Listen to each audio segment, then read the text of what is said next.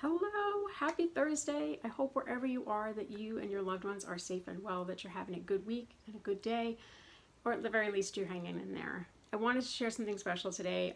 My husband was going through some books the other night. We are on a mission to try to declutter and organize, and I know it's not spring cleaning, it's fall cleaning, and it's an ongoing thing with us. Believe me, it's a struggle, it's an ongoing thing. But he came across something very, very special that I wanted to share with all of you.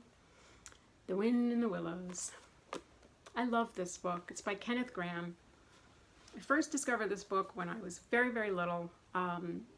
We lived near the library, and obviously there was no internet, there's no computer, and so whenever one of the five of us or multiple kids in the family had school projects, my mom would round us up, we'd get the shopping cart out and load our backpacks and stuff in, and all the projects, things like paper and whatever else we needed. And we would walk over to the local library, which is, and forever shall be one of the most magical places. I love the smell of a library. I'm a book person, you know this. This is not new information, but anyway. So we would go to the library, and they had a program which reading is fundamental, the RIF program. And so I think the librarian read it to us first. And so I was like, animals with homes and boats and going on adventures and sign me up. I loved it. And so then my mom read it, and then Disney, we watched the Disney cartoon version of it, which was magical. And it's always, for some reason, they always pair it with The Legend of Sleepy Hollow. So both movies, you can watch them, but you watch them together. Anyway, we own the DVD. I got it when we were first married, and I was like, oh my gosh, you have to see this. Love, love, love it. Fast forward. When we were finally expecting our miracle baby, our gal, she would, later in the pregnancy, she would inevitably get the hiccups at between 11 and 11:30 every night. And I would like waddle to bed, throw myself in. And, you know, my back problems extend back to when I was a child.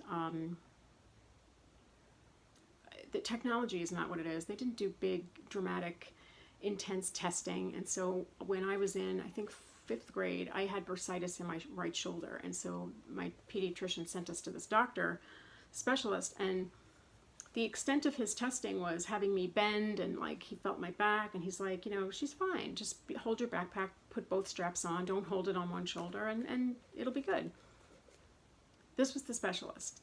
This was the extent of what they did. It wasn't like, you know, like today where they're like, well, let's get an image of it. It was just, no, let's see how flexible you are, what you can do, how far back you can bend. Anyway, so we didn't know, and obviously my back has deteriorated over the last 30 odd years, and so who could say? Anyway, how did I get on this? Oh, when I was pregnant, my back, obviously with the extension of my beautiful baby, my back was in a little bit of rough shape. So I would get into bed at night, I finally get myself comfortable, and all of a sudden the bubbles and the rolling would start. And so then I got into the habit. I was thinking, okay, we play music. My husband plays guitar and sings. Like we were constantly addressing the baby and like talking to her and singing to her and everything. And so I thought, I'm going to read to her. I'm going to read something calm. And so we would get into bed. My husband would be reading something else or watching TV. And so then I was like, The Wind in the Willows by Kenneth Grahame. Chapter 1, The Riverbank. The mole had been working very hard all the morning, spring cleaning his little home, and on. And I read it in a quiet, calm, lilting voice, giving everybody little voices. I don't know how many days I got away with it, because it was every night. My husband finally said, you cannot read that out loud anymore. So I was like, why? And he said, because you're putting me to sleep too.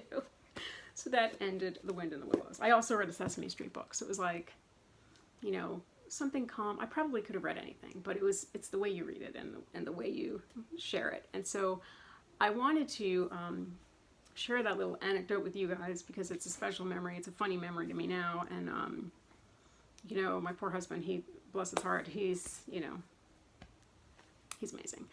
But that he was like, I can't. He's like, I can't concentrate. I don't know what I'm reading. I keep reading the same thing over and over again. And so we laughed about that, and then I switched books.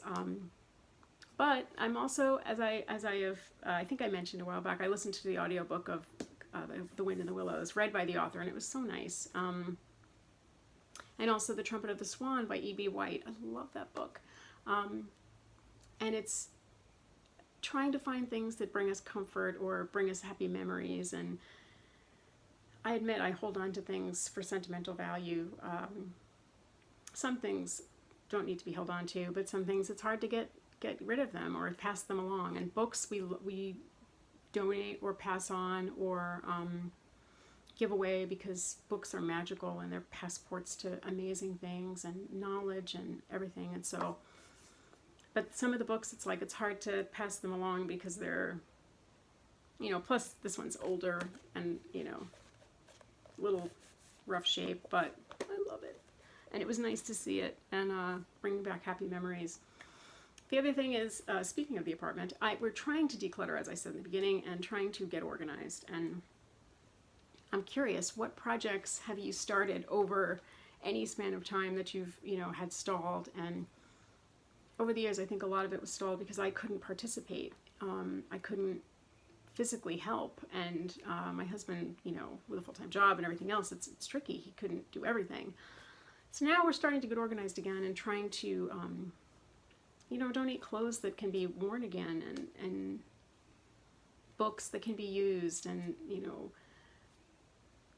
various things that we would have been meaning to pass along and just haven't had the chance yet. And so there are projects that are like that. And I just kind of feel like every time I look around, I have so much motivation. But then on the day that I'm actually starting it, I'm like, I can't do this today. I can't do this ever because I'm so tired.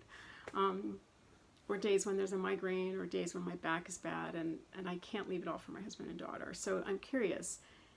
I think everybody has that. I think we all go through those periods of like, yes, we're going to get ourselves together and it's going to be fabulous and our apartment's going to be great and our home is going to be wonderful and the basement will be clean and all that stuff. I mean, we don't have a basement, but you know what I'm talking about. You know what I'm going through. And so how do you motivate yourself to keep going? And the people that are out there that are watching this with a similar medical situation, it's hard. We do the best we can, but it's like some days we really can't do it. And there have been days when I fight through it and I know I'm going to pay for it later, but I'm like, but then it'll make me feel better to see fill in the blank finished or started at least.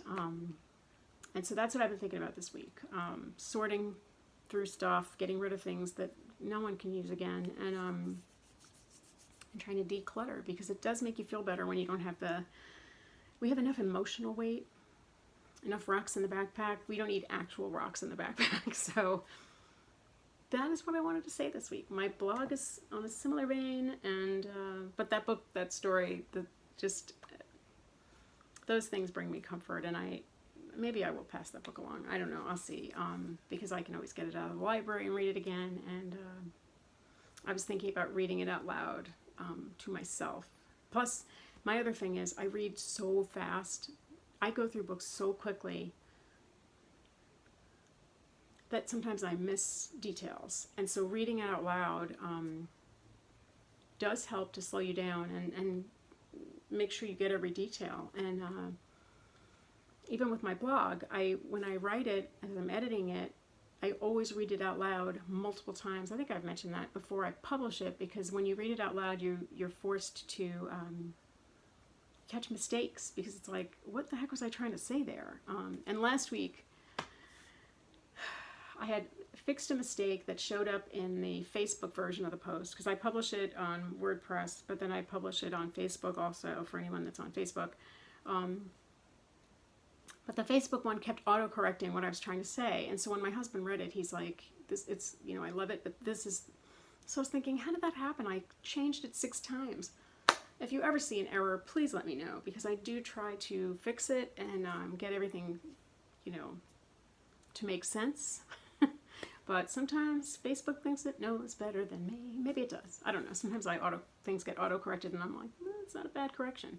But anyway, I hope wherever you are that you're having a low pain, no pain, low aggravation, no aggravation kind of a day, kind of a week, kind of a weekend, because that's what we hope for. That's what we deserve, and that is what I wish for each and every one of you.